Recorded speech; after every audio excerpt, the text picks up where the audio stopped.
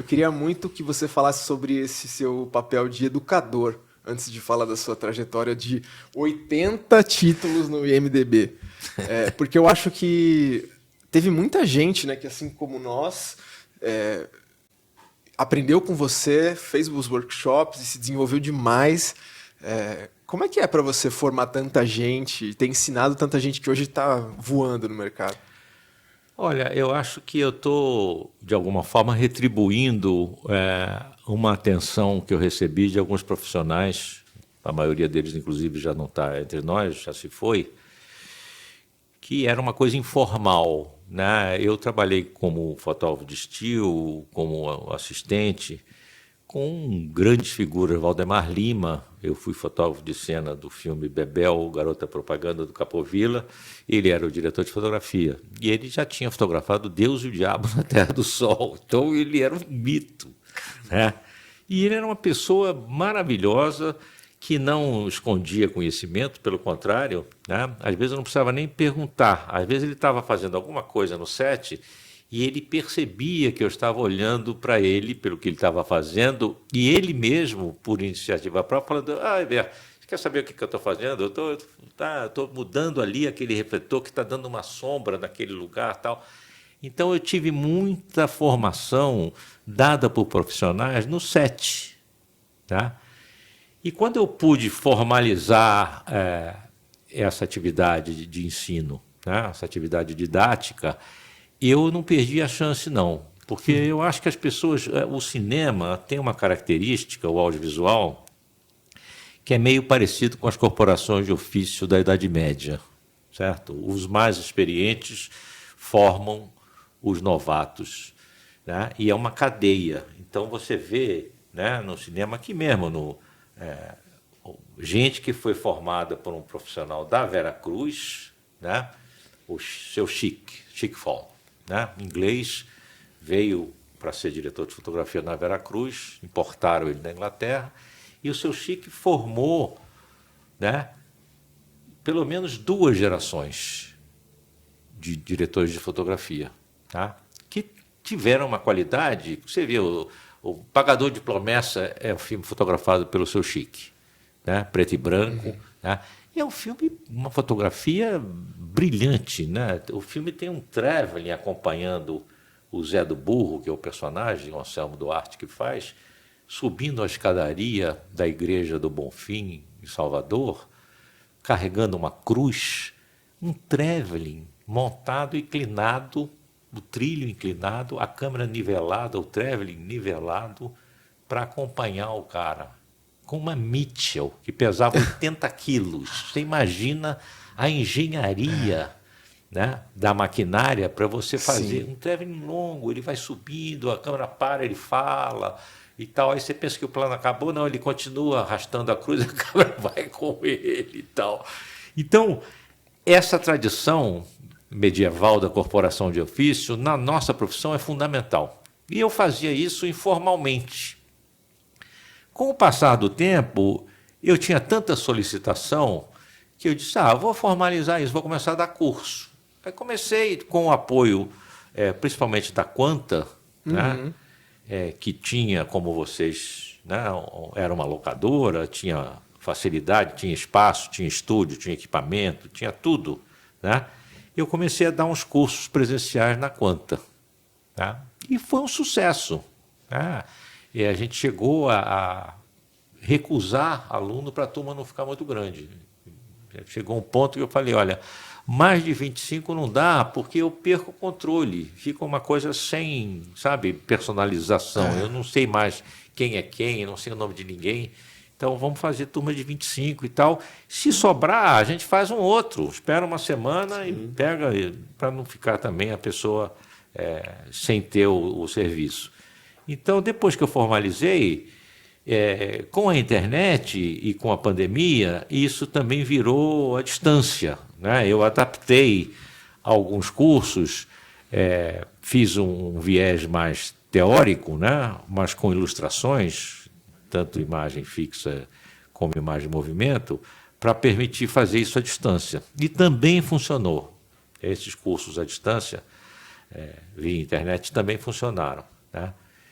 E como a gente vai diminuindo um pouco a atividade como diretor de fotografia, né? Porque é uma coisa natural, quer dizer, é uma tradição também meio medieval, da mesma forma que o conhecimento é transmitido geracionalmente, né? Eu tive uma fase da minha carreira profissional que eu era procurado por diretores mais jovens, justamente porque queriam um cinematógrafo com mais experiência. Perfeito. Para auxiliar, né? Para ajudar a concretizar algumas ideias que eles achavam que talvez um cara da geração deles não tivesse tanto conhecimento assim para fazer aquilo. Então eu trabalhei uma época muito com gente mais jovem, com diretores e produtores mais jovens do que eu. Tá? Mas aí você passa para uma outra fase que você começa a ficar com tanta idade que as pessoas falam, não, o Heber deve estar cansado. E não é verdade, eu estou filmando até hoje. E tem um parênteses aí, né? Eu tive a oportunidade de fazer um longa com você, né? Fui seu assistente num longa. Cara, não dava para segurar esse homem no set ali, para subir. Eu subo escada. Até hoje eu subo escada. A pessoa fica, assim, não, professor, aqui eu não sou professor, aqui eu sou diretor de fotografia. E eu vou subir da escada, sim. Porque até eu transmitir exatamente o que eu quero fazer naquele evento, é melhor subir e fazer. Muito mais saúde do que muito novinho no set. Então eu continuo no set, mas eu sou muito solicitado a dar cursos, talvez por essa experiência, né? A experiência é uma coisa cumulativa e eu, como sempre fui muito interessado na evolução da técnica, eu sempre acompanhei, eu nunca fiquei refém de uma técnica estabelecida. Quando veio o digital, primeiro quando veio o eletrônico, né? Muitos colegas resistiram, não, tem que ser película e tal. Eu falei, gente, tem que ser película quando for para ser película e tem que ser eletrônico quando tiver que ser eletrônico. Você tem a destinação do produto final. Você vai fazer televisão com película? É loucura. Né? Então, você precisa ter um design de produção, né? Com lógica. Né? Com lógica que obedeça o padrão da qualidade, do custo, né? Do tempo. Todas essas variáveis que são importantes no cinema têm que ser respeitadas. Então, tem coisas que é para fazer em vídeo, em eletrônico. Né? Mas, na época, havia uma resistência muito grande. O pessoal falava, mas não, isso é televisão. Né? Falavam assim, né? Isso é televisão. E eu nunca tive isso, não sei porquê. Eu tive uma viagem nos anos 70, que eu fui para Nova York comprar equipamento de cinema ainda, eu trouxe uma Arriflex 16S, mas lá eu encontrei o Afonso Beato, nós éramos amigos conhecidos já bem antes disso, ele estava morando em Nova York e eu falei, Afonso, vamos nos encontrar? Tá, vamos nos encontrar. Aí, onde é que a gente se encontra? No prédio da RCA. Eu falei, no prédio da RCA? O que se faz no prédio da RCA? Não, eu estou fazendo um curso de vídeo. Aí eu falei, Afonso está fazendo um curso de vídeo? Era no começo, né? Standard ainda, 720 por 480 pixels.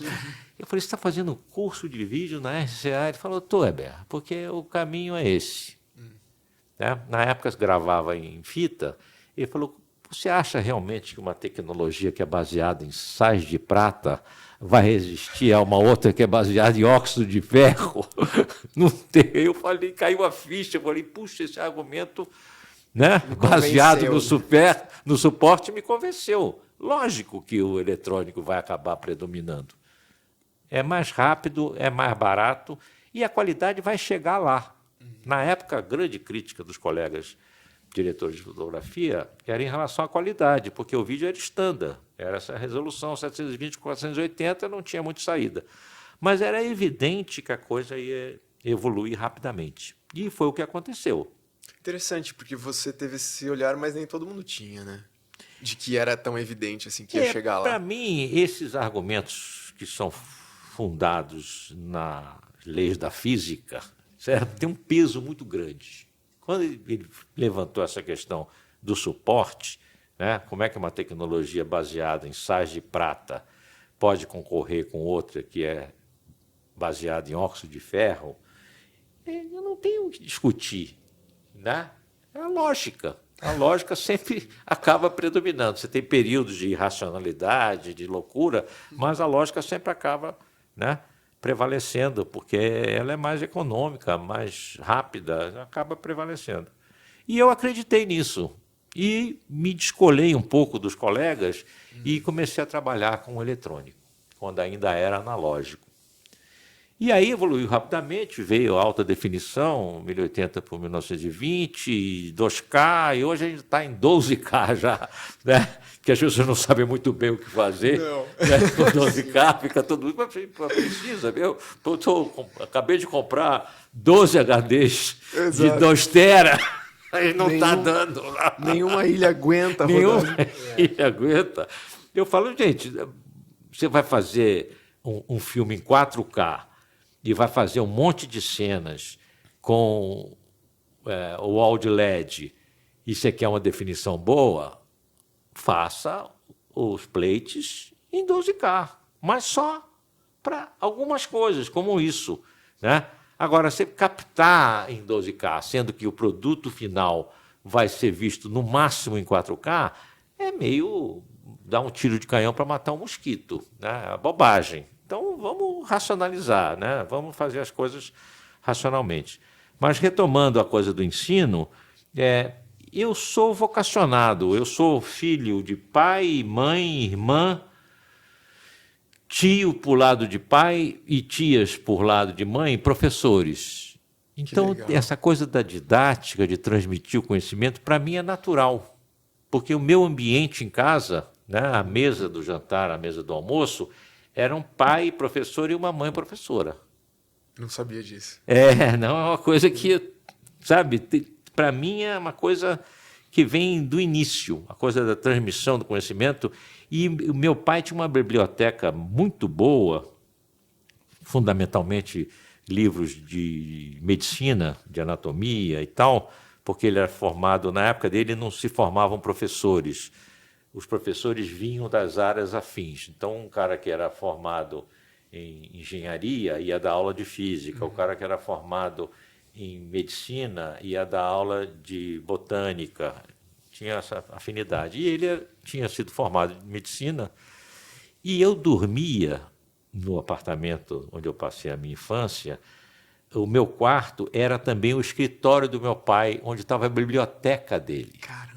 Então, eu era um rato de livro, eu lia os livros mais loucos. Eu tenho lembrança, eu era fascinado por um livro em francês, um livro comum em oitavo, assim, que era o Instituto de Medicina Legal de Argel, na capital da Argélia, quando a Argélia era francesa, que tinha umas fotos de gente decapitada, gente amputada, acidentes de automóvel. E eu não podia ver muito, o que me impressionava demais, mas eu tinha uma curiosidade mórbida. De vez em quando eu ia ver o livro lá. E ele nem sabia que eu via aquele livro. E aí tinha o Tratado de Anatomia em 9 volumes e tal. E eu via tudo isso. E o livro que eu mais gostava era um livro que meu pai tinha herdado do meu avô, que era um Larousse, uma enciclopédia Larousse, com 9 volumes também, desse tamanho. Ah, que delícia, cara. O mais grosso tinha essa grossura e pesava que eu não aguentava nem... Você tinha que botar o livro na mesa, só dava para ler o livro com o livro sobre a mesa. E tinha tudo, com ilustrações de bico de pena, certo? Algumas do Gustave Doré, que foi o cara que ilustrou Divina Comédia e tal, para as edições Hachette, na França. Era um grande ilustrador, era um artista, né? Então, era uma coisa, uma viagem, né? Tudo isso pré-internet. Então, para você ter esse volume de informação, você tinha que pegar o ônibus 115, Estrada de Ferro Laranjeiras, e ir até a Biblioteca Nacional, na Cinelândia, para pegar uma enciclopédia e ver essa informação toda. Eu tinha em casa. Eu tinha não só o Larousse, como o Lelo Universal, que era em português, também 7 volumes, né? Eu tinha isso em casa. Então, meu apelido na rua, na turma, era enciclopédia ambulante. Me chamavam. Quando criança. Quando criança. Era enciclopédia ambulante. Era pergunta para o Rebeca. Porque hoje a gente já se Hoje refere ao homem. hoje já uma né? enciclopédia ambulante de cinematografia. Não, de criança, meu apelido era enciclopédia ambulante. Né? Que legal, cara. E isso continuou. Eu resisti enquanto pude, porque eu queria mesmo era filmar. Né?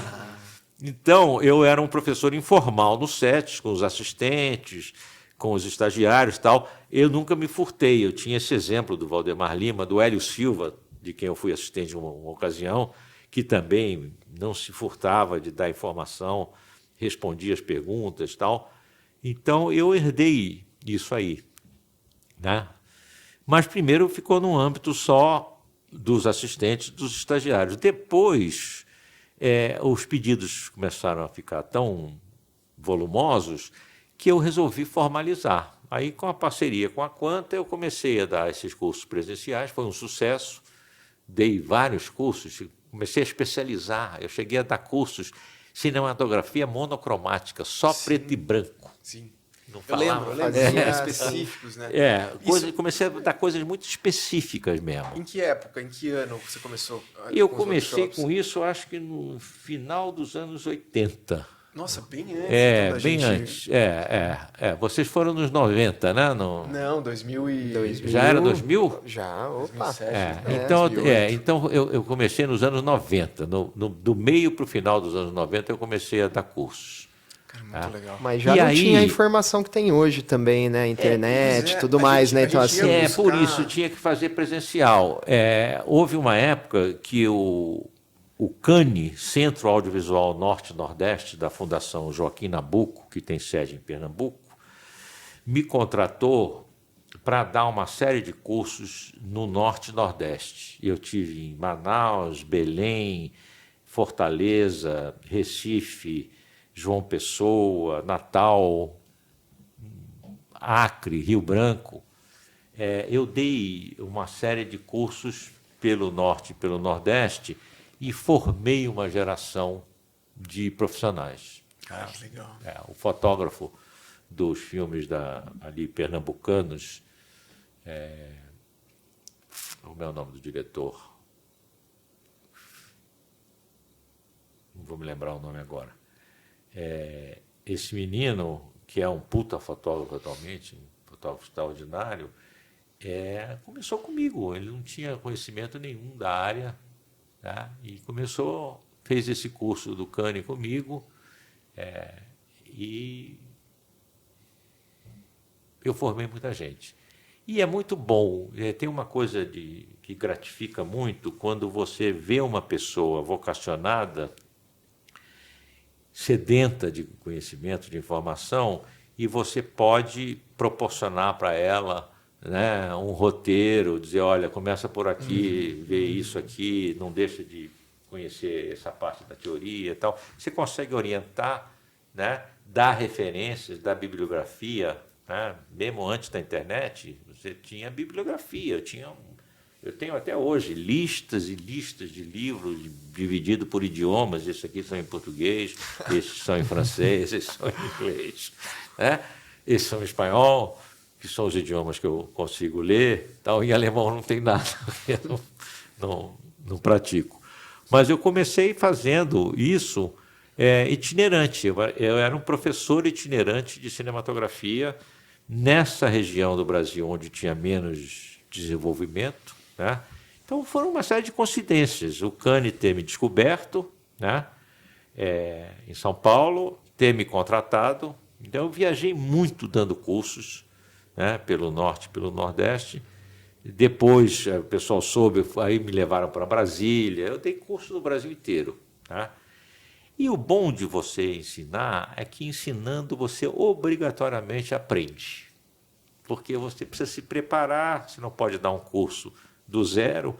Então, eu gostava muito dos cursos porque era a oportunidade, a obrigação de eu estudar, me atualizar, conhecer as técnicas novas, os equipamentos novos e tal. Então, para mim, sempre foi muito bom. Nunca foi uma coisa de mão única, de uma via só. Eu sempre recebi tanto quanto dei. Então, é uma mecânica bacana. Você Incrível, vai, incrível. vai. E é isso, eu continuo professor.